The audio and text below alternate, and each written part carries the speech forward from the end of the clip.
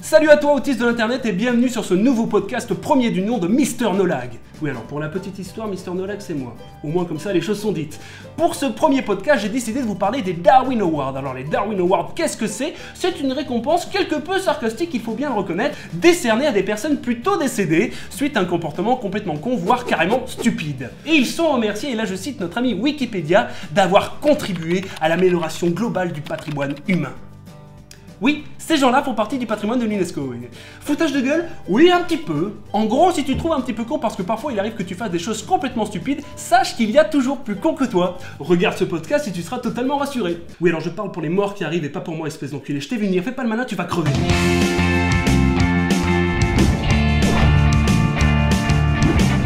À Phillipsburg. Oui, alors rien que le nom de la ville, tu sens déjà qu'il y a des trucs pas nets qui se passent là-bas. Ah bah Phillipsburg, ça sonne pas à l'hymne à la vie, hein, ça sonne plutôt viens on va se la coller avant de se suicider en gros. Hein. Et pourtant c'est pas du tout une ville qui se situe en Allemagne, en Pologne ou même en Europe de l'Est. Hein. Non, non, c'est une ville qui se situe sur la petite île de Saint-Martin dans les Antilles. Oui, et alors pour la petite anecdote, c'est une ville qui a été fondée par John Philip, un néerlandais. Enfin un néerlandais. Un capitaine écossais de la marine des Pays-Bas qui s'est installé à Saint-Martin dans les Antilles. Oui, c'est possible.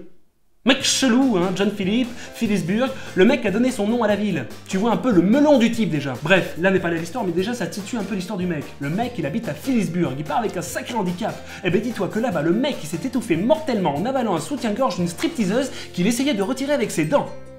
Ça, c'est un soutien-gorge!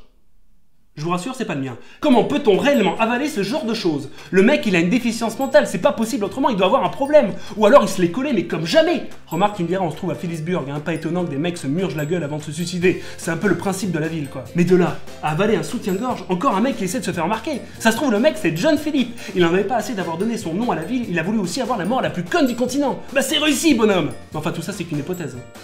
Mais ça serait super cool quand même. 2. Un employé dans une laiterie a entendu dire que les flatulences bovines étaient en grande partie composées de méthane, et donc potentiellement explosives. C'est pas moi qui le dis, c'est France 2. Or, le paix de vache, composé de méthane, est l'un des gaz à effet de serre le plus nocif.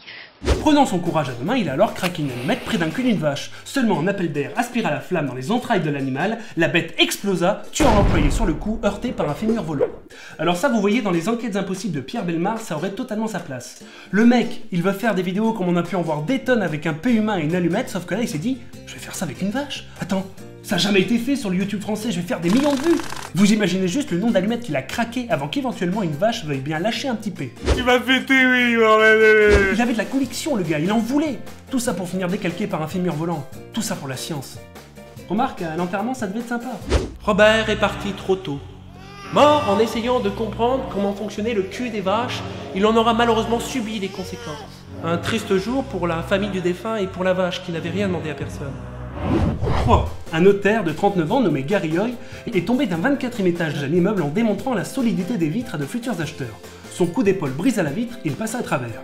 Alors là, niveau stupidité, je pense qu'on atteint le nirvana et c'est pas Doc Gynéco qui dira le contraire.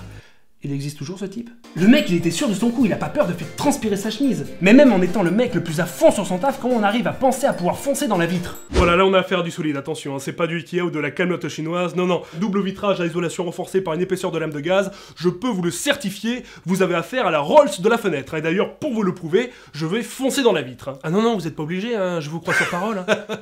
Attention, je connais mon travail. Hein. Et... Oh Monsieur? Bon ok, je vais le prendre. Gary est parti trop tôt. Mort en testant la solidité d'une fenêtre à double vitrage à isolation renforcée par une épaisseur de lame de gaz. Certains diront qu'il s'est suicidé. D'autres diront tout simplement qu'il était très con. Fin de citation. 4e. Paul Stiller et sa femme s'ennuyaient ferme à bord de leur voiture à 2h du matin. Pour tuer le temps, ils ont décidé alors d'allumer un bâton de dynamite et le jeter par la fenêtre pour voir ce que ça faisait. Mais apparemment, ils n'ont pas remarqué que les vitres de la voiture étaient fermées lorsqu'ils ont lancé le bâton. Donc là, il est intéressant de remarquer deux choses. Premièrement, ils s'ennuyaient, alors ils ont voulu lancer un bâton de dynamite. Mais j'ai envie de te dire, mais bien sûr, mais comme tout le monde, qui n'a jamais pensé à lancer un bâton de dynamite par la fenêtre qu'il gardait précieusement dans sa voiture en cas d'ennui total à 2h du matin? Il y en a qui jouent au ping-pong, il y en a d'autres qui lancent des bâtons de dynamite, je vois pas où le problème, je fais ça tout le temps. Et deuxièmement, ils n'ont pas remarqué que les vitres de la voiture étaient fermées lorsqu'ils ont lancé le bâton. Donc là, concrètement, comment ça se passe? Est-ce qu'ils ont allumé le bâton de dynamite sans regarder un seul instant la vitre pour savoir si elle était ouverte? Ils étaient tellement obsédés par l'étincelle de la dynamite qu'ils ont oublié de regarder la fenêtre. Oh bah elle est géniale cette étincelle! Oh tu crois que si je me mets près d'un cul d'une vache, ça fera une énorme flamme? Tu m'as pété, oui, bordel. Est-ce réellement possible? Peut-on vraiment aller plus loin dans la connerie? 5. Déjà là, on a un joli prénom qui annonce quelque chose de bon. Mumot Folie. Ah bah ça sent la déconne, hein. Un jeune barman de 22 ans qui a été cruellement abattu par un gangster. Oui, alors là, désolé, j'ai pas son prénom, il a voulu garder l'anonymat. Bref, ce jeune barman de 22 ans a été abattu pour avoir débarrassé trop tôt le verre de ce consommateur. Le gangster en était tellement irrité qu'il obligea le barman à boire 27 litres de Coca-Cola cul sec, ce qui lui fut évidemment fatal. Vous voyez un petit peu la pression de malade, je veux dire, à un moment donné, le gangster il aurait pu le tuer de plein de manières différentes. Mais au lieu de ça, le mec lui a dit...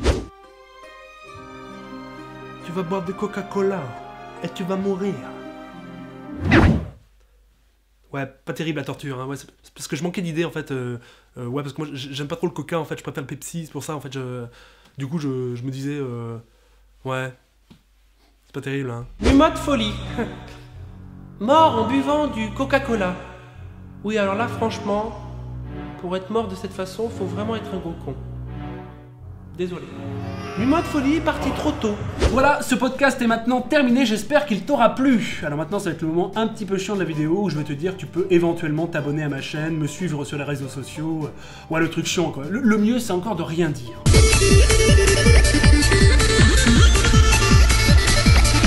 Ouais, je pense que c'est mieux comme ça. Bon, les gens comprennent, ils n'ont pas besoin de ça.